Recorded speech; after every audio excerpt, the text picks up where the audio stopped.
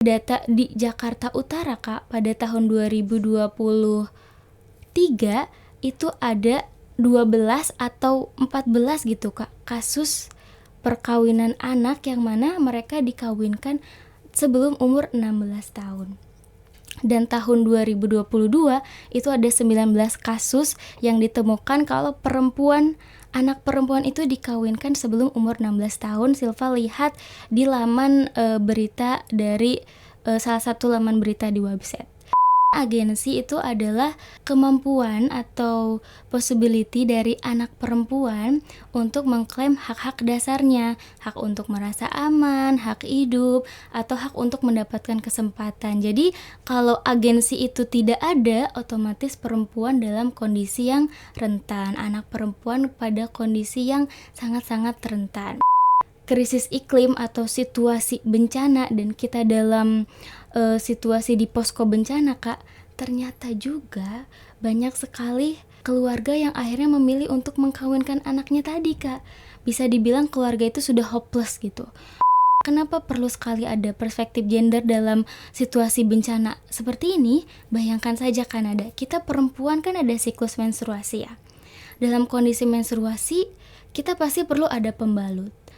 Bayangkan kalau ternyata dalam penanggulangan posko bencana itu mereka lupa atau bahkan tidak memberikan list kebutuhan untuk perempuan yang pastinya itu akan menstruasi.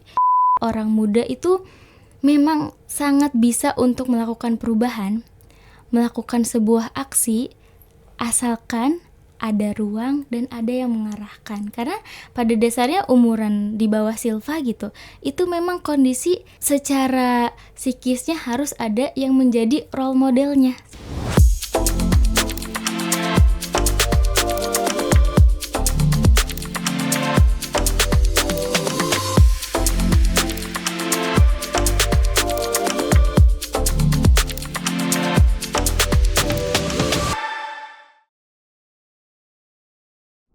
Selamat datang di podcast Inspirasi Gemilang episode keempat. Sedikit perkenalan, Yayasan Gemilang Sehat Indonesia merupakan lembaga non-profit atau yang biasa kita kenal dengan NGO yang secara konsisten memperjuangkan pemenuhan hak kesehatan seksual dan reproduksi serta pencegahan kekerasan berbasis gender dan seksual, yang terutama menyasar pada anak, perempuan, dan kelompok marginal lainnya. Kawan Gemilang memberdayakan anak perempuan berarti memberikan mereka kesempatan untuk mampu memimpin dan menentukan arah hidupnya sendiri. Hari ini kita kedatangan tamu spesial, ada Kak Silva. Halo Kak Silva. Kak Silva ini seorang perempuan muda yang aktif banget mempromosikan isu-isu perempuan, isu orang muda dan lingkungan, dan juga selalu berusaha memberikan dampak positif buat orang-orang di sekitarnya, bahkan di komunitas yang lebih luas ya Kak Silva ya. Selamat datang Kak Silva, selamat pagi. Halo Kanada, selamat pagi dan kawan-kawan Gemilang, halo semuanya. Halo Kak Silva, gimana perjalanan hari ini? Menyenangkan? Tadi agak macet Kak, karena Silva kesini naik TJ. Tapi beruntungnya Silva kesini ke ruangan ini tepat waktu. Oke, kalau begitu Kak Silva boleh perkenalan diri dulu dong. Kak Silva ini kegiatannya sehari-hari sekarang ngapain aja? Terus di Youth Force kira-kira kurang lebih kegiatan akhir-akhir ini apa aja? Oke, terima kasih Kanada sebelumnya sudah memperkenalkan. Sekarang itu di samping Kanada ada siapa? Tadi Kanada bilang ada Silva. Tapi sebelum mulai di Kanada, rasanya Silva itu pengen pantun karena Silva itu sangat suka pantun. Boleh Kak, silakan Kak. Jadi kalau Silva bilang pantun, setiap kalimatnya Kakak harus tahu dong bilang apa? Cakep. Betul sekali. Oke. Buah mangga, buah delima. Cakep. Perkenalkan, nama saya Silva. Halo Kak Silva. Halo Kak. Selamat datang. Iya, dan kawan-kawan Gemilang lainnya. Tadi melanjuti kenalan Silva, nama saya panjangnya Silva Hapsari. Sekarang ini menjabat sebagai unit komunikasi di 2030 Youth Force Indonesia. Kalau kesehariannya kurang lebih Silva karena sedang semester akhir juga Kak. Silva sedang nyusun skripsi, kemudian lagi suka bermain, lagi suka ikut-ikut kegiatan, dan tentunya kalau di 2030 Youth Force Silva suka sekali bikin konten karena sesuai dengan apa yang sekarang Silva lakukan di 2030 yaitu sebagai unit komunikasi kayak gitu Kak. Oke, boleh kenalin sedikit nggak Youth Force Indonesia nih apa? Sedikit aja Kak Silva. Oke, boleh dong Kak. Jadi kalau teman-teman pernah lihat dan pernah dengar juga, tapi kalau yang belum boleh nanti di searching. Kalau di Instagramnya ada @youthforceid. Kalau di websitenya ada 2030 Youth Force Indonesia. Nah, 2030 Youth Force Indonesia ini adalah lembaga atau organisasi orang yang muda untuk, kepada, dan dari untuk kepada orang muda. Jadi bisa dibilang Kanada semua anggotanya itu adalah orang muda. Tapi orang muda di sana enggak hanya sebagai partisipan. Misal karena kepada orang muda memang banyak program dan kegiatan kita ditunjukkan untuk orang muda. Tapi yang mengelola, yang membuat dan brainstorming ide sebelum ada kegiatan itu juga orang muda. Jadi dengan prinsip partisipasi orang muda, 2030 Youth Force Indonesia juga punya fokus untuk mendorong pelibatan yang inklusif bagi orang muda dalam pencapaian tujuan pembangunan yang berkelanjutan TPB atau SDGs di tahun 2030 sesuai dengan namanya 2030 Youth Force Indonesia. Oke, terima kasih perkenalan singkatnya nih Kak Silva. Back to topik yang kita mau bahas hari ini nih Kak. Kan kalau kulihat di sosial medianya Youth Force ya, itu ada seringkali membahas perkawinan anak, kemudian bahas krisis iklim juga ya Kak ya, betul. Ya. Nah, jadi pengen tahu nih Kak, mungkin banyak orang muda di sekitar kita yang kayak belum aware nih kayak krisis iklim itu apa gitu, dan merasanya kayaknya masih jauh nih. Jadi aku mau bertanya ke Kak Silva, sudah terjadi atau belum Kak sebenarnya krisis iklim? Oh, dan boleh dijelasin juga Kak, krisis iklim itu apa sebenarnya? Oke, terima kasih pertanyaannya Kanada. Kalau ditanya tentang krisis iklim, tapi sebelum itu Silva juga ingin mengiyakan Kanada. Kalau di sosmed, di FYP kita atau di bahan-bahan baca yang pernah kita lihat, pasti seringkali mendengar dan melihat perubahan iklim dan krisis iklim. Tapi keduanya itu sama atau enggak sih? Jadi bisa dibilang kalau perubahan iklim adalah bagian dari perubahan lingkungan, tapi lebih merujuk kepada perubahan pola suhu cuaca yang ekstrim dan banyak diakibatkan oleh aktivitas manusia. Jadi kenapa bisa dibilang aktivitas manusia? Kalau kita kembali melihat alam itu, lingkungan pasti berubah ya Kak. Tapi karena ada aktivitas manusia tadi, perubahan itu lebih diperparah dengan aktivitas manusia, seperti kalau kita berkendara ada asap motor.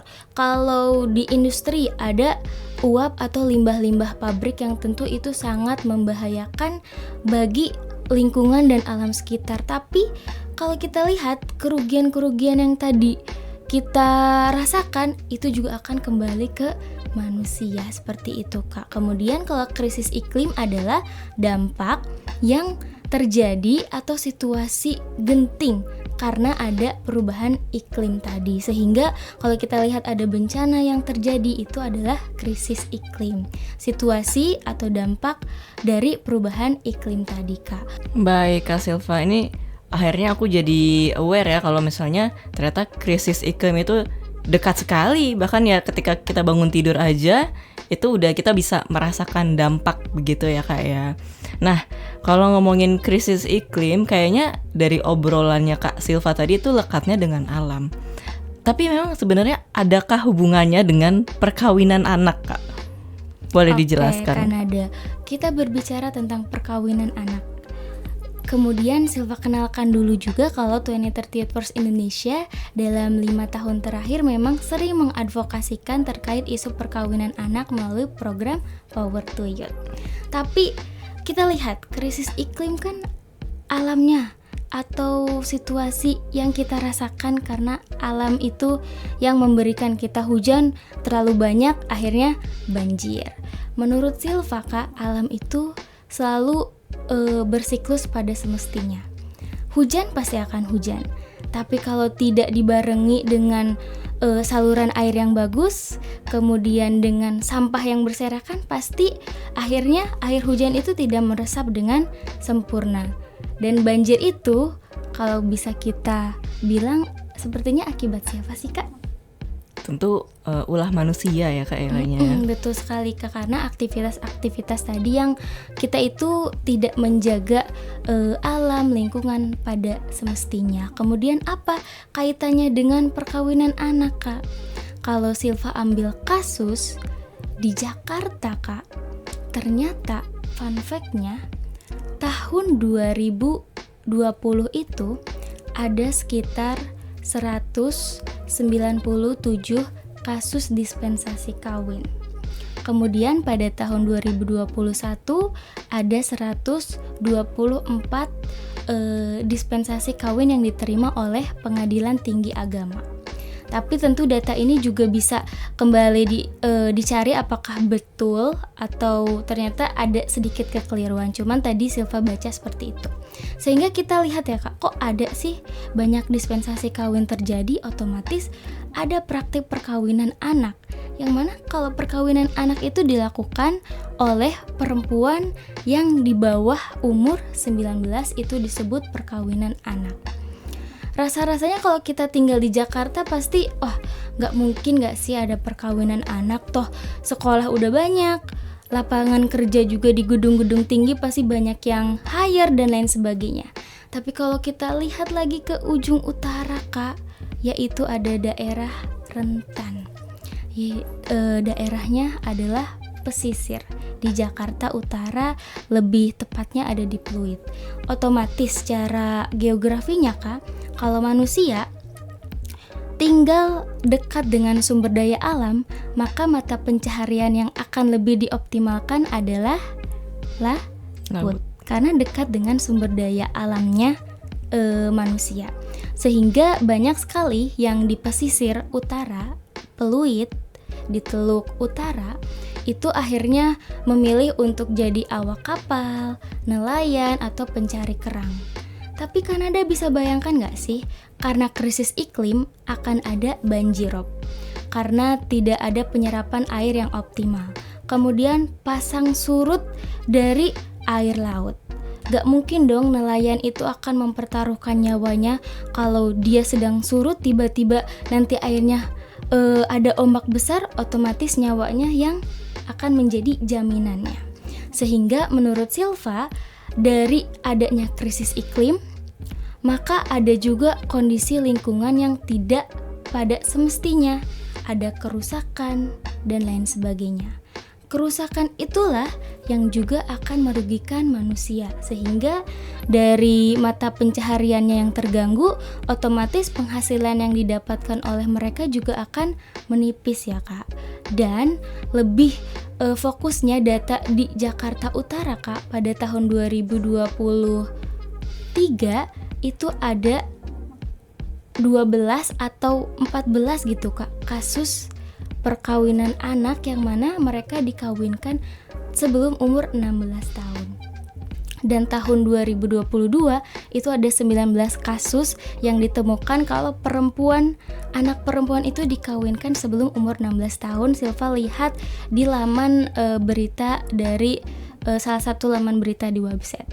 Dan itu tentu miris ya Kak, 16 tahun yang notabene-nya pasti masih SMP nggak sih Kak? Dia harusnya ikut ekstrakurikuler, harus ikutnya bermain, ikut kegiatan, dan bisa mendapatkan pengalaman yang lebih banyak dibanding akhirnya harus mengurus rumah tangga. Dari fakta-fakta yang tadi, Silva juga akhirnya menyadari kondisi rentan keluarga pasti juga akan membahayakan keluarga tersebut, terlebih anak-anak dan juga anak perempuan. Kalau ke anak laki-laki kan kita berpikiran, laki-laki sebelum menikah pasti harus punya penghasilan atau enggak pekerjaan tetap dulu dong sebelum nanti dia punya pasangan. Tapi kalau anak perempuan nanti juga ditanggungkan sama suaminya. Jadi ya udah aman-aman aja. Padahal itu bukan solusi yang sebenarnya.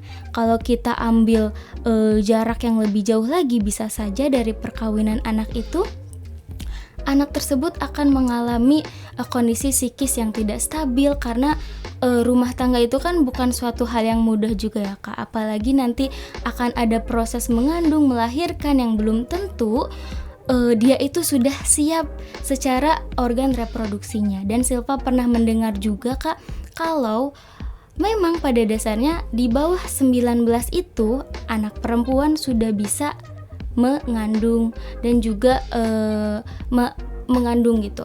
Tapi kita kan harus menyadari juga, bisa secara umur belum tentu dia siap untuk melahirkan, siap untuk mengarungi perjalanan yang lebih jauh sebagai ibu rumah tangga atau sebagai dia membangun keluarga dengan pasangannya. Sehingga Silva lihat krisis iklim bukan hanya rentan terhadap kondisi lingkungan dan alam sekitar, tapi sangat rentan juga ke masyarakat sekitar yang ada dan tinggal di daerah rentan, yaitu pesisir tadi Kak. Oke Kak Silva, jadi kalau aku yang aku tangkap adalah di tengah keadaan seperti itu gitu ya, ke situasi yang rentan ya kita sebutnya, peran-peran gender tradisional atau kita bilangnya stereotip gender gitu ya, itu kembali gitu ya Kak ya. Jadi kayak yang laki-laki kenapa tidak dikawinkan karena dia harus jadi pencari nafkah utama, yang perempuan kenapa dikawinkan karena ya sudah gitu, dia mau apa lagi gitu ya, untuk apa tinggi-tinggi sekolahnya, keluarganya juga nggak punya biaya gitu ya Kak ya. Terus akhirnya dia terpaksa dinikahkan karena harapannya ya supaya tidak jadi beban orang tua lagi, begitu. Betul, kan ya Kak ya. 100. Nah berarti Kak, aku pengen tahu lebih jelas lagi nih Kak, berarti di dalam keadaan dampak krisis iklim gitu ya Kak ya, di keadaan bencana katakanlah gitu, salah satu dampaknya kan bencana, apa saja yang agensi anak perempuan tuh yang hilang gitu Kak, boleh dijelaskan Kak? Oke, terima kasih Kak Nada. Tapi sebelum akhirnya Silva menjawab, sepertinya harus deh, apa sih itu agensi Kak? Iya betul. Karena barangkali kawan gemilang ini masih ada yang belum tahu. Jadi sederhananya agensi itu adalah kemampuan atau possibility dari anak perempuan untuk mengklaim hak-hak dasarnya, hak untuk merasa aman, hak hidup, atau hak untuk mendapatkan kesempatan. Jadi kalau agensi itu tidak ada, otomatis perempuan dalam kondisi yang rentan, anak perempuan pada kondisi yang sangat-sangat rentan. Nah, dalam kondisi krisis iklim, bayangkan saja ya Kak, kalau kita dalam kondisi di tempat pengungsian. Sama halnya dengan yang pernah Silva jelaskan dalam sebuah konten di 2030 Youth Force Indonesia pernah membuat campaign hashtagnya saling jaga dalam memperingati Hari Lingkungan Internasional gitu Kak. Silva membahas di sana juga berdasarkan research yang Silva lihat dari jurnal ataupun beberapa laman, itu kalau di daerah pengungsi ya Kak, yang mana pasti mereka mengungsi karena ada bencana tadi, itu pastinya kebutuhan mereka akan sulit untuk terpenuhi, bahkan kebutuhan pokoknya. Pastinya mereka akan lebih mementingkan bagaimana perut mereka tidak ada dalam kondisi kelaparan, karena hak hidup pun kan pasti mereka butuh energi dan akhirnya butuh untuk mendapatkan makanan. Kemudian agensi yang sering hilang dari anak perempuan atau anak-anak dari sebuah keluarga pasti tanpa memandang gender ya Kak, baik laki-laki dan perempuan, hak mendapatkan pendidikan pasti akan kesulitan. Karena sekolahnya pasti rusak dan guru-guru yang seharusnya mengajar juga pasti akan mengungsi terlebih dahulu gitu. Kemudian kalau di kondisi krisis iklim atau situasi bencana dan kita dalam situasi di posko bencana Kak, ternyata juga banyak sekali keluarga yang akhirnya memilih untuk mengkawinkan anaknya tadi Kak. Bisa dibilang keluarga itu sudah hopeless gitu. gimana akhirnya nanti survive kalau kondisi ini sudah beres gitu. Pasti akan banyak hal yang perlu mereka selesaikan, dari mengurus dokumen atau rumahnya dan harta benda lainnya, sehingga untuk mengurangi beban itu tadi, anak perempuan seringkali dijadikan korban karena dianggap ya udah kalau dia jadi istri dari suami seseorang pasti akan dinafkahi, akan dilindungi. Tapi sah-sah saja ya Kak sebetulnya, hanya saja itu nggak akan sah kalau dia di bawah umur. Melihat dari hak-hak dasar sebagai seorang anak yang memang harus dipenuhi dulu oleh keluarganya, seperti itu Kak. Dan kalau kita melihat dari perspektif gender yang lain ya Kak, yang mana kita dalam kondisi di posko bencana tadi Silva sampaikan pasti akan lebih mengutamakan bagaimana mereka bisa bertahan hidup dengan cara mencari makanan, mencari pakaian dan lain sebagainya. Cuman ya Kak, kenapa perlu sekali ada perspektif gender dalam situasi bencana seperti ini? Bayangkan saja kan kita perempuan kan ada siklus menstruasi ya. Dalam kondisi menstruasi, kita pasti perlu ada pembalut.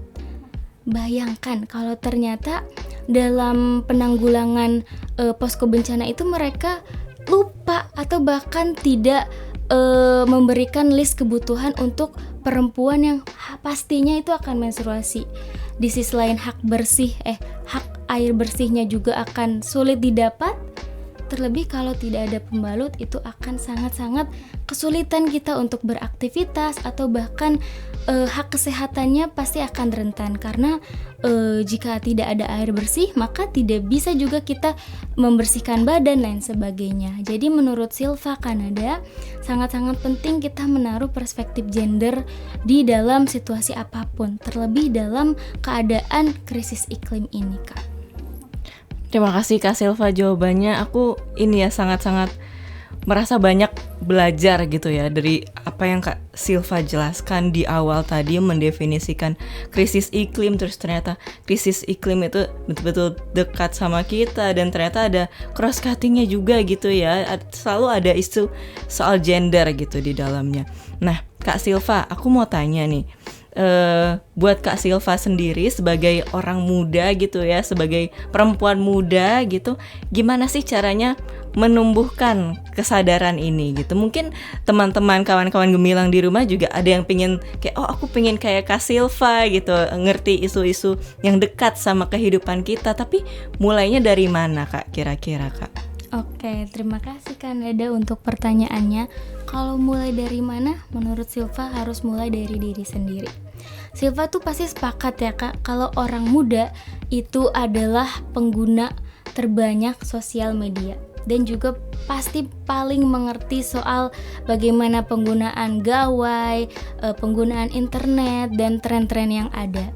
Jadi dari banyaknya informasi itu Kak, menurut Silva sangat penting gitu untuk kita, kawan gemilang, orang-orang muda lainnya menumbuhkan rasa kepo, rasa keingintahuan. Karena saat kita ingin tahu, pasti kita akan mencari tahu, dan setelah mencari tahu kita akan jadi tahu.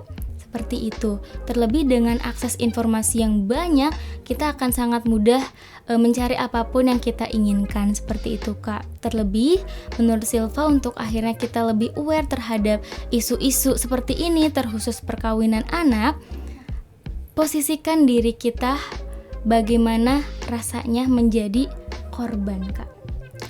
Karena menurut Silva di zaman sekarang simpati itu nggak cukup.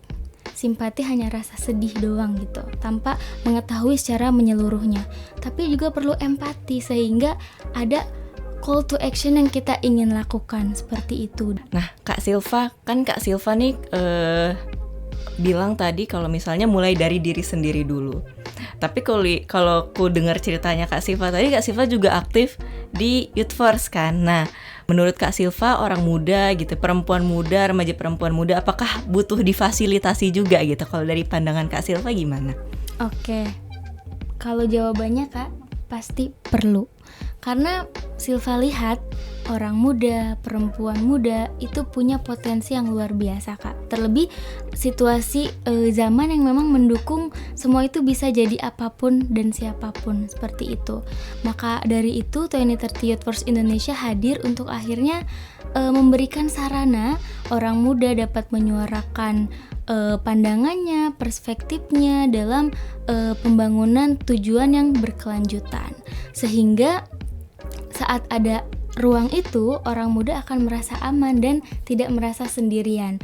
Karena Silva juga yakin ya Kak, kita misal udah empati nih sama satu kasus, sama suatu isu, tapi kalau sendirian rasanya takut nanti gak ada yang dukung, nanti malah dicap jelek sama orang lain, dicap wah sok-sok peduli dan lain sebagainya. Sehingga kalau di 2030 Youth Force Indonesia dengan prinsip MYP dari untuk kepada orang muda, itu kita nggak hanya melibatkan orang muda itu sebatas ikut kegiatan aja udah selesai, tapi tadi yang Silva sampaikan juga sebelumnya, orang muda di 2030 Youth Force Indonesia itu sangat-sangat terbuka untuk akhirnya menyuarakan suaranya atau ingin membuat sebuah inisiatif, karena untuk saat ini 2030 Youth Force Indonesia juga punya jaringan Kak, yang isinya itu orang muda. Jaringannya adalah Koalisi Nasional Pencegahan Perkawinan Anak atau yang bisa kita sebut KNOMPE 2A. Dan Silva lihat dengan anggotanya ada 30 lebih Kak, dan dari berbagai organisasi atau dari individu ternyata banyak loh Kak yang memang sangat aware terhadap isu-isu kekerasan gender, salah satunya itu perkawinan anak. Tapi di luar konteks 2030 Youth Force Indonesia juga ya Kak, menurut Silva orang muda itu memang sangat bisa untuk melakukan perubahan, melakukan sebuah aksi, asalkan ada ruang dan ada yang mengarahkan. Karena pada dasarnya umuran di bawah Silva gitu, itu memang kondisi secara psikisnya harus ada yang menjadi role modelnya, seperti itu Kak. Oke, nah Kak Silva berarti kalau kegiatannya di komunitas Kak Silva nggak hanya Youth Force aja gitu, gimana tuh Kak mempromosikan isu gender, isu krisis iklim itu gimana Kak? Oke, tapi sebelum Silva lanjut ke pertanyaan ini ya Kak, dari proses Silva di 2030 Youth Force Indonesia dari tahun 2023 saat Silva semester 3 Kak, itu berawal dari rasa penasaran Kak. Oke. Silva dulu tuh penasaran karena relate juga dengan jurusan Silva hubungan internasional.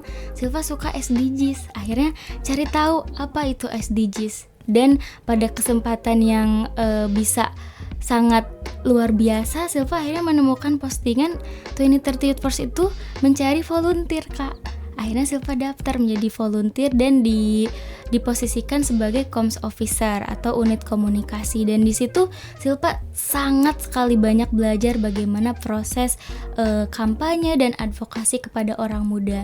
Mungkin dulu Silva juga aware ya Kak terhadap isu-isu seperti ini, tapi bisa dibilang Silva tuh rasanya hanya cuman tahu gitu loh, tanpa gimana tahu caranya, seperti itu. Dan dari proses advokasi, kampanye, dan Silva belajar di dalam 2030 Youth Force Indonesia, Silva merasa 2030 Youth Force Indonesia juga bukan menjadikan orang muda tuh sebagai orang-orang yang harus menjalankan program-programnya 2030 aja, tapi juga ada proses belajar di dalamnya. Sehingga kalau Silva juga boleh berbagi ke Kanada, sekarang Silva juga sedang buat komunitas Kak yang namanya Youth Girls Network. Kalau 2030 Youth Force Indonesia kan SDGs secara keseluruhan ya Kak. Kalau di Youth Girls Network ini lebih ke SDGs poin 5, yaitu kesetaraan gender. Dan dari proses-proses yang Silva lakukan juga akhirnya bisa berkesempatan jadi project officer untuk program Power to Youth. Silva tuh lebih meyakini kalau iya loh, orang muda itu punya hak, punya juga aksi yang bisa lebih besar kalau dikumpulkan, asalkan ada ruang dan juga tempat belajarnya, seperti itu Kak. Ini seru banget ya bahasanya Kak Silva. Jadi Kak Silva memang karena, kalau aku take note berarti karena pendidikan nih awal ya, background pendidikannya bukan mengharuskan tapi kayak memantik gitu Kak Silva untuk kayak jadi tahu ternyata ada diskursus A, B, C gitu ya, katakanlah salah satunya SDGs, kemudian akhirnya mendorong keingintahuan itu ya Kak ya. Jadi memang itu salah satu agensinya Kak Silva, betul, begitu Kak. Ya dengan pendidikan gitu di enable-nya begitu.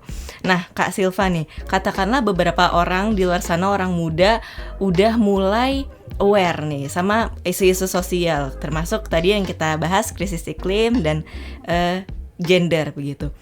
Dari mana Kak mereka mulai kira-kira gitu? Langkah kecilnya kayak harus mulai dari mana? Apakah harus ke perpus baca buku atau misalnya harus langsung gabung komunitas? Menurut Kak Silva gimana? Oke, terima kasih Kanada. Kalau bertanya gimana awal mulanya dan letak dasarnya akhirnya kita bisa lebih aware dari rasa ingin tahu menjadi lebih sadar yang jadi master mungkin gitu, lama-lama ya kan? Betul. Langkah kecilnya Kak menurut Silva setelah ada rasa ingin tahu dari individunya sangat perlu diakomodir rasa ingin tahunya. Jadi jangan sampai rasa ingin tahu itu hanya sebatas jadi tahu aja gitu tanpa ada aksi yang berkelanjutan. Dan Silva merasa bahkan di dalam satu postingan Instagram, sosial media itu kan ada repost ya Kak. Ada repost, ada komen, atau bahkan ada yang mana namanya tuh Kak yang kayak gini, Kakak tahu apa? Apa tuh?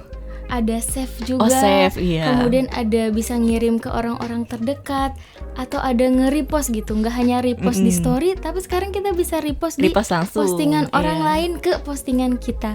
Sehingga menurut Silva ya Kak, karena dengan situasi arus komunikasi yang pasti cepat dan kita juga harus mengimbangi, kenapa nggak dimulai dari akun sosmed kita gitu. Kalau ada isu-isu yang menarik untuk dibahas atau bahkan isu tersebut nggak mendapat perhatian publik secara menyeluruh, bahkan nggak sampai ke para pemangku kebijakan, maka dengan memviralkan itu bisa lebih mempermudah isu atau kasus itu ditangani. Jadi menurut Silva ya Kak, kan saat kita berbuat kebaikan itu kebaikannya gak akan hanya ada dalam diri kita ya.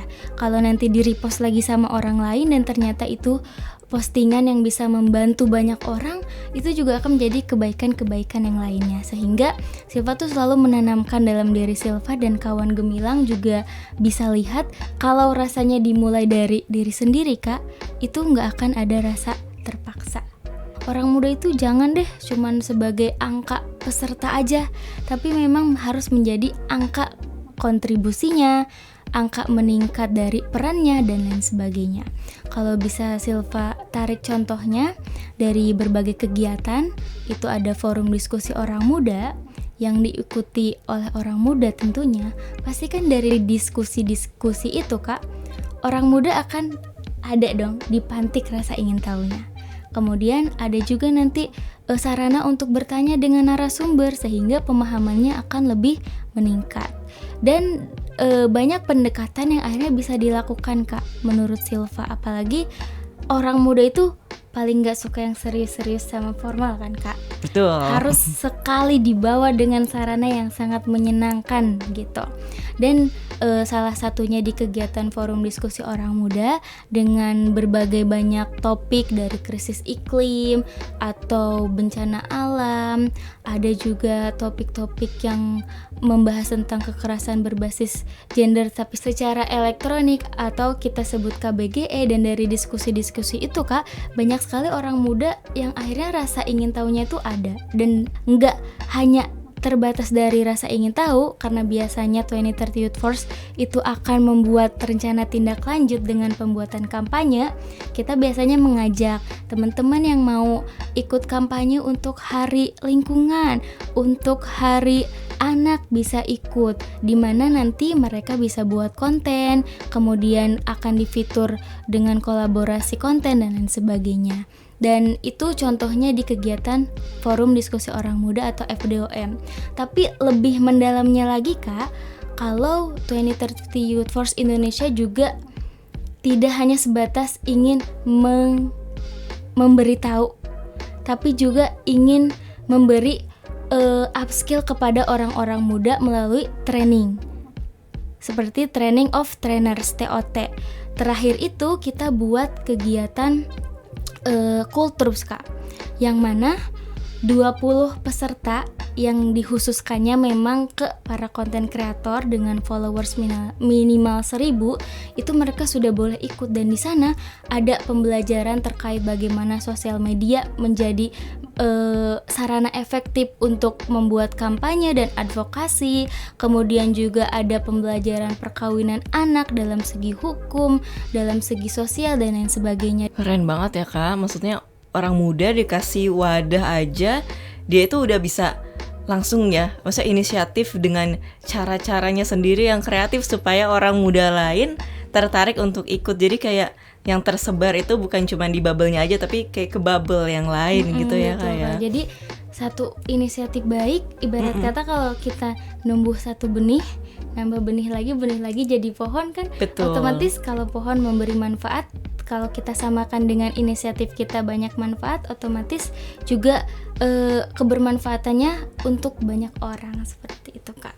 Luar biasa banget Kak Silva. Aku ini loh sangat-sangat terinspirasi gitu sama Kak Silva sendiri. Kak Silva, ada kata-kata terakhir nggak sebelum kita menutup podcast ini Kak? Oke, tentunya ada dong Kanada. Jadi, rasanya Silva tuh nggak mau selesai gitu loh Kak obrolan kita, karena seru banget. Tapi kalau memang harus diakhiri untuk mengefektivitas waktu kita, yang mana pasti Kanada berkegiatan, Silva berkegiatan, last statement dari Silva itu mulai aja dulu Kak. Mulai dari diri sendiri sampai akhirnya setelah itu bisa juga memulaikan orang lain sehingga ada inisiatif dan gerakan-gerakan positif. Juga kalau boleh Silva akhiri juga Kak, Silva nggak punya pantun sih kalau untuk mengakhiri. Tapi rasanya kalau di podcast ini dan ngelihat kawan gemilang, rasanya pengen ngomong cakep terus-terusan deh Kak. Oke, cakep. Terima kasih banyak Kak Silva atas kehadirannya.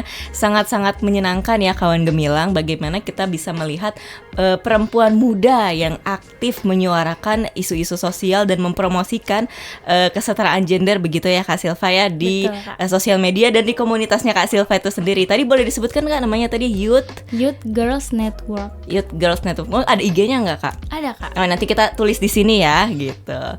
Oke, terima kasih banyak Kak Silva. Jadi dari podcast kali ini kita tahu bahwa anak perempuan itu memang butuh ruang ya Kak ya, dimana difasilitasi ruang dimana dia bisa bertumbuh, dia bisa menjadi pemimpin bagi dirinya sendiri atau bahkan bagi komunitasnya, bisa mengklaim hak-haknya di ruang publik. Salah satu contohnya adalah Kak Silva tentunya. Oke, sampai jumpa di episode selanjutnya.